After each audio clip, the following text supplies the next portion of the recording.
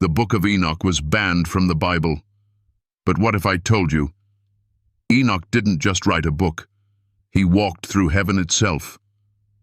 He saw the 10 heavens.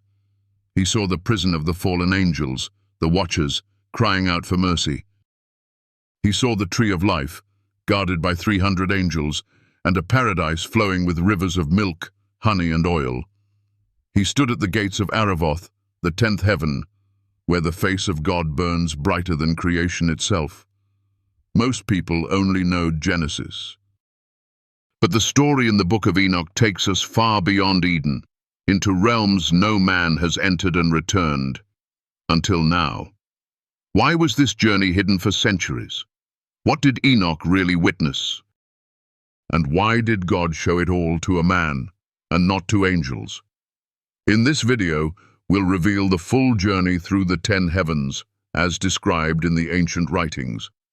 You'll uncover what Enoch saw, what it means for your soul, and why this vision may be the key to understanding the end times, divine justice, and your eternal destiny. Whether you believe in prophecy, spiritual realms, or simply seek truth and light, this message carries a healing vibration and a call to awaken. If one heaven was already unimaginable, imagine 10. Stay with me until the end, because each layer reveals not just a piece of heaven, but a mirror to our world today. And before we go on, which of the 10 heavens do you think holds the greatest mystery? Leave a comment below, and let's journey into the unknown together. May your eyes be opened and your heart be lifted as we walk the path of Enoch, the man who saw the face of God. The first heaven, the sea above the firmament. Angelic guardians. There is a sea above the sky, vaster than all oceans of the earth combined. This is not metaphor nor myth, but a divine reality seen by the prophet Enoch, as written in the Book of Enoch. In the first heaven, Enoch stood upon the clouds and was lifted into the celestial sea that lies beyond the firmament. He saw what no man before had dared to dream, the storehouses of snow, the treasure chambers of dew like olive oil, and the holy watchers, 200 angels, each assigned to guard and guide the stars, tending to their courses like shepherds to their flock. These angelic guardians are not abstract beings. They are the living will of God in motion. They are the force behind every sunrise, every constellation that whispers to us from above. In modern terms, they are the cosmic engineers of order, the unseen intelligence behind the structure of the universe. Just as a child trusts the rhythm of the seasons, so too do the heavens operate under divine instruction. These angels are part of a sacred system where nothing is random and nothing is forgotten. How often do we walk beneath the night sky, unaware that we are being watched, not in fear, but in love? That the stars we wish upon are each accompanied by ancient beings singing their silent praise. This first layer of heaven invites us to slow down and look upward, not just physically, but spiritually. To see the grandeur above us as a mirror of the divine order meant to live within us. And perhaps the greatest lesson from this realm is this: even the stars obey their appointed paths. So should we seek to align ourselves with the path designed for our soul. The first heaven reminds us that order is healing, and that surrender to divine timing is not weakness, but wisdom. What if the stars you see each night have a story to tell you? One written before your birth, waiting for your ears to open. Let us rise now with Enoch to the second heaven. The second heaven, prison for the fallen ones. The ascent continues, but the light grows dim. In the second heaven, Enoch encounters not harmony, but horror. A realm cloaked in darkness, thicker than night on earth. Here hang the fallen ones, angels who once shined like dawn stars, but chose rebellion over reverence. They weep unceasingly, shackled not only by divine bonds, but by the weight of their own pride. These are the watchers, cast down for mingling with humankind, for corrupting creation, for teaching forbidden arts, and birthing giants who devoured the earth. They called out to Enoch, begging for intercession. "Man of God, pray for us," they cried. But Enoch, humble and human, replied, "Who am I, a mortal, to speak on behalf of angels?" And in this moment, we are struck with a sobering truth. Not all who fall may rise again. This heaven is a prison, but also a mirror. It reflects the consequence of misaligned power. The Watchers did not fall because they were evil, but because they forgot who they were. They tried to take what was not theirs to take: love, knowledge, glory, without the humility that must always accompany power. Their fate raises questions we dare not ask aloud. Are there ways in which we too fall from the light, not in body, but in spirit? Do we ignore divine instruction in favor of personal desire? The second heaven does not condemn, rather it warns. It shows us that even heavenly beings can lose their place when they forget their source. Let us reflect. If the most radiant can fall, how much more do we need to walk humbly? And in that reflection, there is healing, for humility is the beginning of wisdom. Now, through this valley of shadows, Enoch is lifted higher, not into deeper gloom, but into radiant joy. For even beyond judgment, there is paradise, the third heaven. Paradise versus inferno, a tale of two realms. The third heaven opens like a great breath after drowning. Enoch is surrounded by a garden beyond comprehension, lush, alive, fragrant with life. Sweet trees abound, each bearing fruit that glows with glory. In the center stands the tree of life, not just a symbol but a reality, rooted at the edge of the earth, its branches reaching into eternity. This is Eden reborn, not a place of myth, but of preparation. This is where the righteous shall dwell forever. Paradise in the third heaven is not earned by perfection, but by purity of heart. It is reserved for those who give bread to the hungry, clothe the naked, lift the fallen, and judge with righteousness. There is no fear here, only joy, singing, peace. Streams of milk, honey, oil, and wine flow endlessly, symbolic of divine abundance. But Enoch is also shown another part of this heaven, a place of torment. Flames and ice, chains and fire. This is the inheritance of those who defy God and abuse his creation. Not merely murderers and thieves, but those who saw the poor and turned away, those who bowed to lifeless idols, those who let envy rule. Their torment is not inflicted, it is invited, for they chose a path apart from the light. And here we see the most terrifying truth of all. Heaven and hell may not be two different locations, but two ways of being in the same divine presence. To the righteous, God is warmth. To the wicked, he is fire. To the humble, his light is healing. To the proud, it burns. This is not punishment, it is consequence. Like the sun that melts wax but hardens clay, the nature of the soul determines its experience of glory. So we ask, where is your heart drawn? Toward love or self? Toward creation or consumption?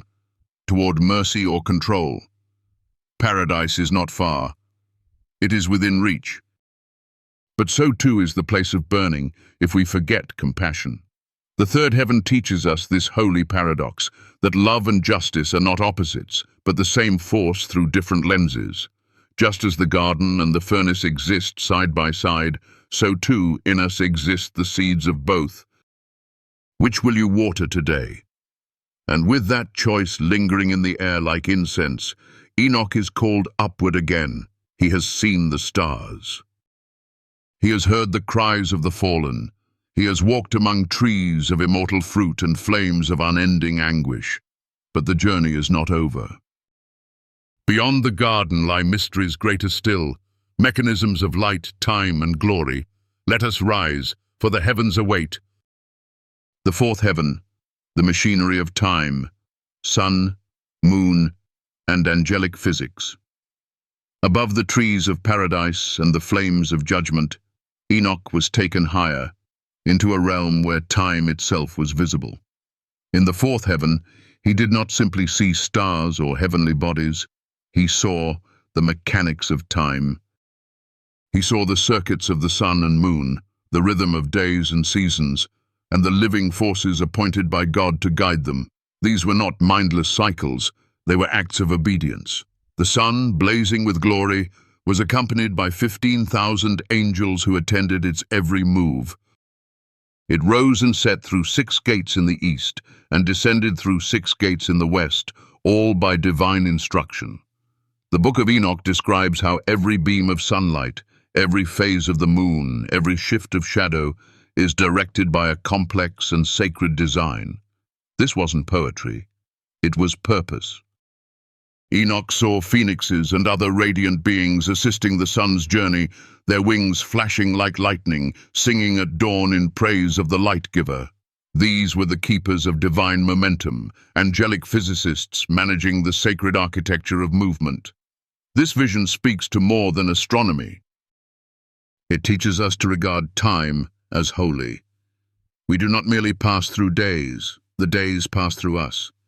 Each sunrise is not just the result of spinning earth, but a divine gift renewed. The ancient people did not take time for granted. Every season, every harvest, every full moon was a signpost from the heavens. In a world where we often feel rushed, disconnected, or lost in digital noise, the fourth heaven invites us to rediscover rhythm, to live not by clocks, but by calling, to honor divine timing rather than fear delay. Even the sun rests under the earth for 7 hours before rising again. So too we must allow seasons of stillness, of renewal, of preparation. There is deep healing in this realization. You are not late. You are on a sacred schedule. Trust the timing of your life, because the same God who orders the constellations is ordering your path. The fourth heaven teaches us to honor both light and shadow, both beginning and return. And just as the sun completes its cycle faithfully each day, we are reminded to walk our own orbit in obedience, knowing that even when we feel unseen, we are part of a grand design. From this place of divine mathematics, Enoch is lifted again. The tone shifts, not to brightness but to sorrow. The next realm is not radiant with light, but burdened by silence and grief. The fifth heaven, the watchers and the weight of rebellion. In the fifth heaven, Enoch saw giants not in stature, but in sadness. The Grigori, the watchers, were once glorious angels, radiant in purpose. Now they sat with faces downcast, lips sealed, their music silent. These were not demons. These were beings who once stood before the throne and worshipped in light. But they had fallen, not to flames, but to forgetfulness. 3 of them, Enoch was told, had descended to earth and defied God's command. They looked upon the daughters of men, and instead of guarding, they took. Instead of protecting, they desired. From this union, giants were born, Nephilim, who brought corruption and chaos. The watchers had knowledge but no humility, power but no obedience. They introduced forbidden sciences, charms, and enchantments, tools that mankind was not ready to hold. And so heaven withdrew its trust. Now in the fifth heaven they waited in silence. Enoch asked, "Why do you not worship?" And they answered not with words, but with tears. This is a heaven that teaches not through glory, but through regret. A lesson for every heart that feels powerful but untethered, ambitious but misaligned.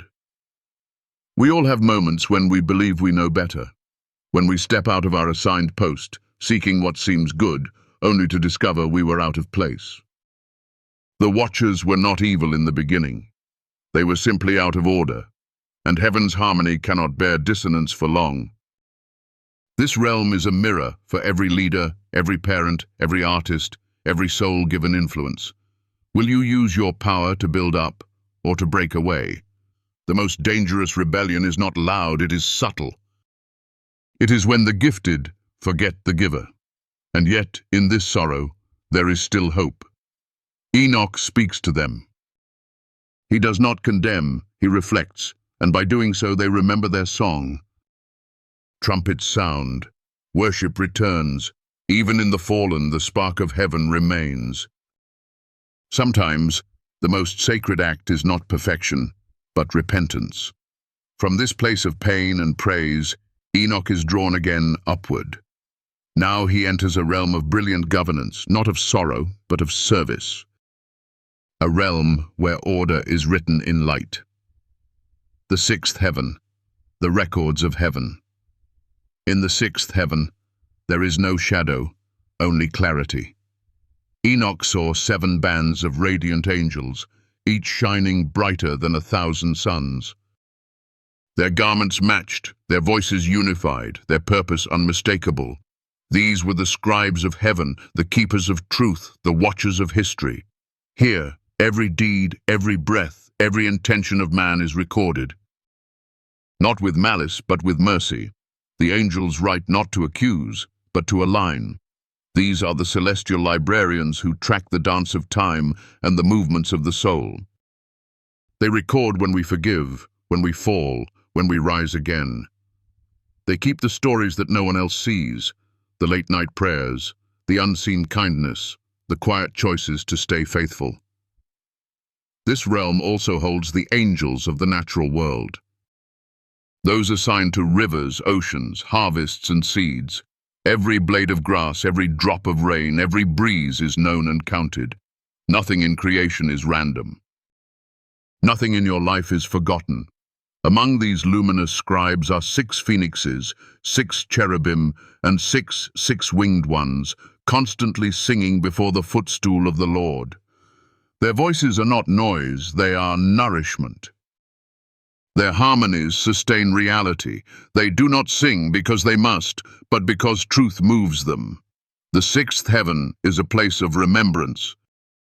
And it asks us to remember too, that we are not accidents, that our choices echo in eternity, that heaven is watching not to punish, but to preserve. Every time we choose light over shadow, we add music to their song. This realm offers a gentle rebuke to the cynicism of our age. In a world obsessed with anonymity, heaven insists you are seen. In a culture that forgets, heaven remembers. In a society that erases, heaven records, not for shame, but for glory, for celebration, for redemption. And perhaps this is the lesson. You matter more than you think. Your words, your work, your wounds, they are all written in a book not made by human hands. There is no such thing as a small act in the sixth heaven, only eternal echoes. As Enoch stood among the scribes and their shimmering books, his heart was lifted. He realized that his life, short by earthly measure, had infinite meaning in the courts of heaven. And as the angels turned their pages, light spilled out like water, revealing all things beautiful and true. Then, with a voice like thunder wrapped in silk, he was called again. Beyond the realm of memory, beyond the vaults of song, there was still more to see. For the seventh heaven waited, not with books or sorrow, but with glory unspeakable. And so, the journey ascended once more. The seventh heaven, thrones, seraphim, and the glory before glory. In the seventh heaven, Enoch stepped into a realm where language fails. He saw regiments of light, forces not of flesh, but of flame. Cherubim, seraphim, thrones, dominions, and many-eyed ones stood in perfect formation around what seemed like an infinite staircase of praise. Here, praise was not performance. It was essence. The beings did not sing to fill silence. They sang because their very existence was song. Their voices were gentle, yet shook the foundation of eternity. This was the realm of the inner court, the final heaven before the throne of God. In this place, time did not move forward or backward. It shimmered as if breathing. Enoch watched as countless angels ascended and descended, bowing in joy and rising in reverence. Each one knew their station. There was no envy, no competition, only purpose, woven into light. Here, the concept of ego ceases. The more glorious the being, the deeper it bows. Humility is not weakness, it is the highest glory. In a world that teaches self-promotion, this heaven reveals the opposite, that we rise not by lifting ourselves, but by lifting others and bowing low before the source. Enoch was terrified, not by violence or wrath, but by beauty too vast for comprehension. He was told not to fear. Have courage, they said. For even now, the Lord prepares to receive you. This realm is a reminder that reverence is not outdated, that awe is healing, that in a cynical world, sacred wonder is a balm for the soul. When was the last time you paused just to revere, not out of obligation, but out of overflow? Heaven is not transactional. It is relational, and the seventh heaven whispers to each heart, you were made for glory, but the kind that bows low and sings long. Then Enoch looked up and saw there were still more layers above. Realms that governed what no eye had seen. The eighth heaven awaited. The eighth heaven, Muzaloth, and the weather of the soul. In the eighth heaven, called Muzaloth, Enoch saw the spiritual infrastructure behind the seasons. This was not just climate, it was calling. Here, angelic beings turned the wheels of times and tides, guiding the shifts between drought and rain, light and shadow, dormancy and growth. Enoch realized, what happens in the soul mirrors what happens in the sky. Just as the earth must pass through winter to bloom in spring, so too must we endure dry seasons before we flourish. The eighth heaven teaches divine timing not only in nature but within us. Our emotions, struggles, creative cycles, even silence, none of it is wasted. All is governed, all is loved. In our modern world, we resist seasons. We demand perpetual harvest, but fruit only grows when the root has known stillness. The eighth heaven offers this healing truth. Rest is not failure. Waiting is not punishment. Even in the coldest, most barren time of your life, God is turning the wheel. Enoch was shown that each season has its gate, each transition its angel. The signs in the sky, constellations, eclipses, solstices, are not superstition. They are holy poetry. The rhythm of the Zodiac, ordained not for astrology, but for awareness. For every constellation has a message. Hold fast, let go, begin again. And just as the moon wanes only to wax again, so too does your spirit. The eighth heaven sings this lesson with soft fire. You are in motion. Trust the process. Beyond Muzaloth, the circle of the firmament turned. Enoch was taken to the dwelling place of stars, not their light, but their meaning. The ninth heaven, Kushavim and the Zodiac mansions. The ninth heaven, named Kushavim, is the domain of the 12 constellations, the houses of the stars. Enoch saw that the stars were not scattered randomly, but ordered with surgical precision. Each Zodiac mansion was a dwelling place for messages, a sanctuary for meaning. The stars did not rule fate, but they reflected order. Enoch understood that the constellations are like windows in the sky, allowing divine will to touch the earth in patterns and timing. They are not gods to worship, but signs to interpret with reverence. In Kushavim, the stars sing silently, each on their ordained path, bearing witness to the seasons of heaven and the cycles of the soul. This heaven reminds us of a powerful truth. Just as God knows the name of every star, He also knows the name of every soul. You are not lost in a sea of humanity. You are placed, positioned, patterned. The stars do not declare your future. They declare that there is a future. They testify to endurance. They remind us that even in darkness, light has shape, rhythm, and direction. So much of modern life feels chaotic. But Kuchavim whispers, there is a design. You are part of it. Enoch beheld all this in stillness, realizing that the heavens above are not only telling God's glory, they are reflecting your story. And just as the constellations shine even when unseen, so too is divine purpose at work even when you feel invisible. But what he saw next was not a pattern. It was presence, not symbol, but substance. The 10th heaven burned with unapproachable light. It was not governed, it was the governor. The 10th heaven. Aravoth, the face of God. The 10th heaven is called Aravoth. It is the dwelling place of God himself, not a throne within a structure, but the beginning and end of all structures. When Enoch arrived, he fell to his face, for the glory was unbearable. God's face shone like heated iron, brighter than the center of stars, and yet it radiated peace like cool rain on parched ground. Here there were no intermediaries, no more angelic interpreters, just pure, holy presence, a presence that saw through Enoch entirely and loved him still. Enoch was transformed. The Lord commanded Michael to strip him of his earthly garments and clothe him in light. He was anointed with sacred oil that shimmered like dew and smelled sweeter than any fragrance on earth. He was no longer a man merely observing. He had become part of the heavenly order. God then gave him a scroll, not to keep, but to share.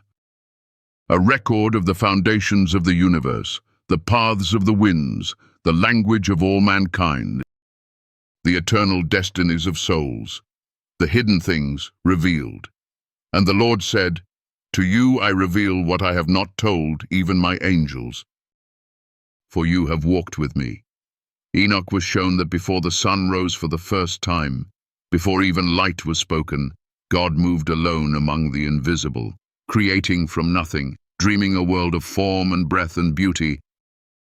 This heaven does not offer lessons, it offers identity. It calls each of us to remember, you were made by glory for glory, not the kind that inflates, but the kind that kneels. You are not random. You are handcrafted by the fire of the face of God. The 10th heaven heals every wound of rejection, every whisper of worthlessness, because to stand before the throne is to know you are wanted, you are written, you are loved. From this place, Enoch did not return the same, and neither will you. If you felt the pull of eternity in these words, if something deep within you has stirred, leave a comment. Which of the 10 heavens speaks most to your soul? And if this journey has blessed you, share it. Because someone you love may need to remember, they too were made for more. Heaven is not far. It is whispering now. And now, as the vision fades and the heavens draw quiet, something remains. Something that cannot be unseen, unheard, or unfelt.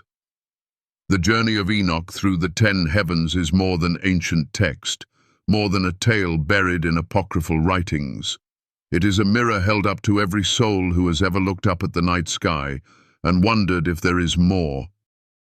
It is the story of you, of me, of all of us, created by the same hands that set the stars in motion, watched over by the same angels who guard the tree of life, and called by the same voice that whispered light into the darkness.